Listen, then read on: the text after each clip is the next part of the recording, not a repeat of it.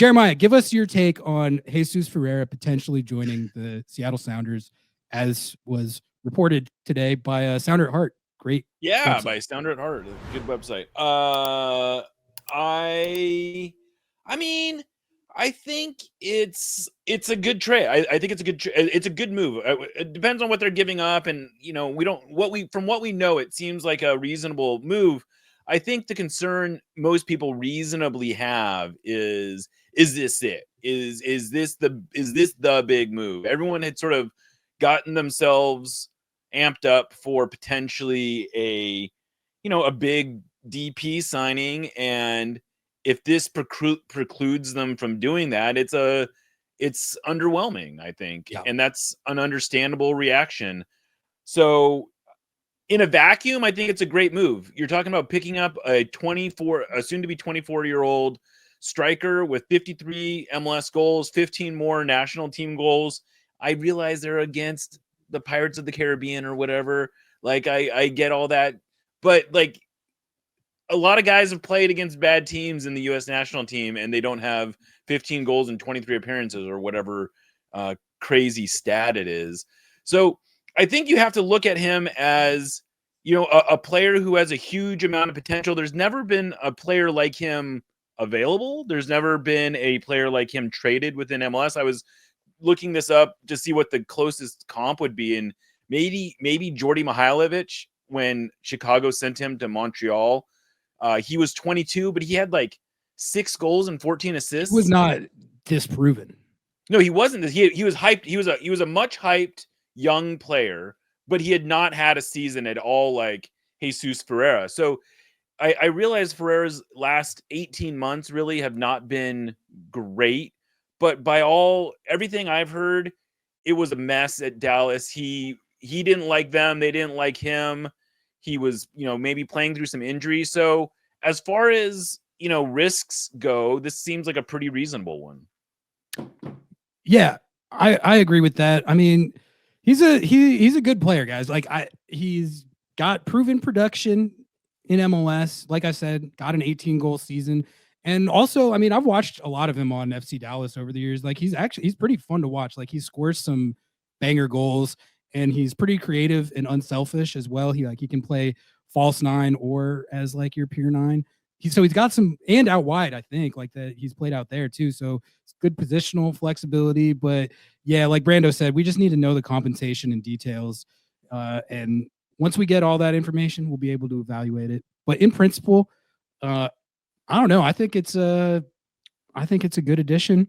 And it's one of those things where, I was thinking about this, like Albert Rusnak, he's been such a polarizing topic this year. And I really think the reason that he's so polarizing and why Jesus Ferreira is polarizing in the way that he is because they were playing in MLS already before the link to Seattle. If Albert Rusnak came in as a DP, like from some other league, and this was his first year in MLS, and he put up 10 and 16, people would be like, wow, the Seattle Sounders have really done it. They've got this great DP, but because he was on Real Salt Lake before, it's like he sucks. I think there's truth to that. I think there's also, with Rusnak, I think the reality is that he had 2 more underwhelming seasons here. Although, look, I was the first one to tell people his production was down in part because he was playing a different position he wasn't playing a position of production. And when he played in a position of production, he was good. But I agree with you. If you just took their stats and you said they were coming from Belgium or whatever, like some, second, third tier level European league, and they did what they did last year. I mean, Rusnak had 30 goal contributions last year. That's what I'm saying. Like he would be getting talked about as this like crazy hit signing if there was not. I'm telling you, like, that's how it would be. The other thing when I look at these things is, I mean, just looking at Jesus Ferreira's track record, you see a 12 goal, 6 assist season in 2023, 18 and 6 in 2022 was his best season. He had 8 and 9 the year before that. Like when you're scouting up signings from whatever league it is, like you're like Seattle right now is looking for a guy, I think, that like if they get 12 and 6 from whoever they brought in as their addition this offseason, they'd be thrilled with that. I would be thrilled with that, to see them get a player that productive in this attack. So I just try and take the name and the history out of it and kind of judge it on the merits. And I think here you have like I said, like a player that kind of minimizes risk in a sense, because you already know he can do it in MLS. So right. I mean, I think that's kind of the irony, right? Is that the known quantity element of this makes it a better move from a roster building perspective, but it sort of dampens the PR perspective of it. So we were actually we were talking about this earlier today. That might seem like something that Jesus Ferreira would never want to do from his perspective, but I think there is a scenario where he's at a point in his career where betting on yourself for a season, either to move to another league or get a big payday in MLS, whether it's here or elsewhere, he could do that at his age and with the pedigree that he has in the league. And yeah, he would be taking a pay cut, but like I said, it's sort of a bet on yourself. Would he do that? I don't know, but it's not unthinkable, especially if there's like a mutual. I can tell you that I don't know if it's unthinkable or not. Well, it's thinkable because the Sounders are thinking that he might do it, and that's my understanding is that's what the trade sort of hinges on, is his willingness to do that. Well, I can add a little bit more context to the Ferreira thing. My understanding is that he's like big time on the outs with Dallas. Like, he is not happy there, and they are not happy with him. And so both parties are motivated to sort of like break this thing up. And I suppose if you're Jesus Ferreira, maybe you're looking at the Sounders as, like you said, it's a chance to sort of reinvigorate your career a little bit. And if he does well, the Sounders, he's still 24. I mean, he's not even 24 yet.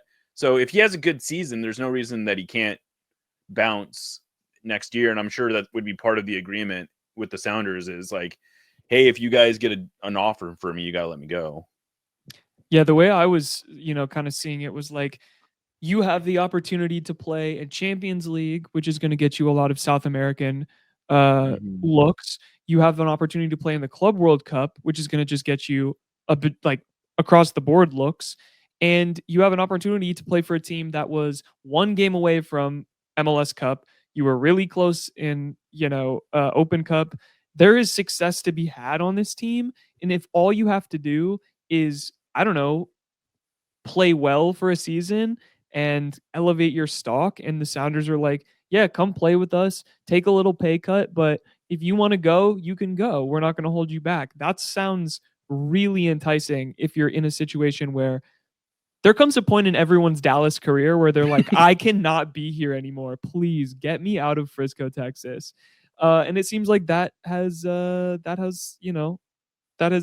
of where we're at. I don't know. What this to me suggests is the Sounders are trying to do a little more 3-5-2 kind of look. And I think that doesn't necessarily mean that's going to be their base formation, but if I'm reading between the lines, I don't even know if you have to read that much between the lines, but Weibel in his press conference and then in his interview with me afterward basically said they want to be more formationally flexible, and a 3-5-2 would be a different I feel like they always say that every year, and then it just goes back to the 4-2-3-1.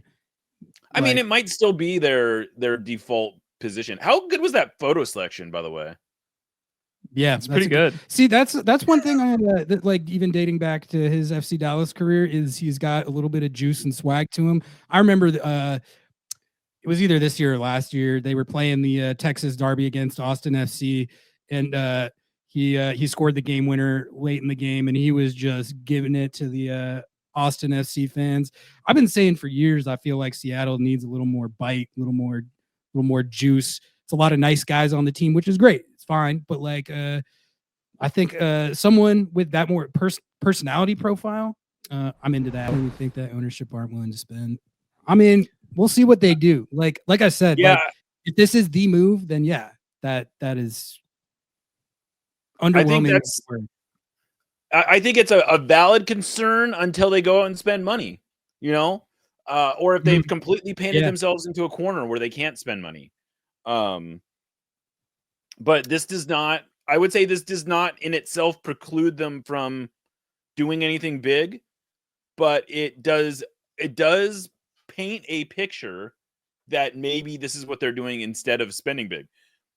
I don't know that that's going to be, and I get that. I definitely like the people dishing that take, that is totally valid. I've seen a lot of like Jesus Ferreira sucks and is bad flying around today. That's what I that's where I think people are just not really judging it objectively. The big Craig's searching the world press conference, just a little bit of letdown, no going double. Yeah, no, I get that. I get that. But is it a letdown because you have no idea any of the actual additional moves that like? Are, here's the funny part about this to me. Okay, everyone is like completely zoning in on the worst possible case scenario, which is a barely over the DP threshold trade for a player who is ailing and is gonna like snap their Achilles and knee and everything. And it's like, I'm sorry, we have no idea if this is a TAM deal and he's able to come in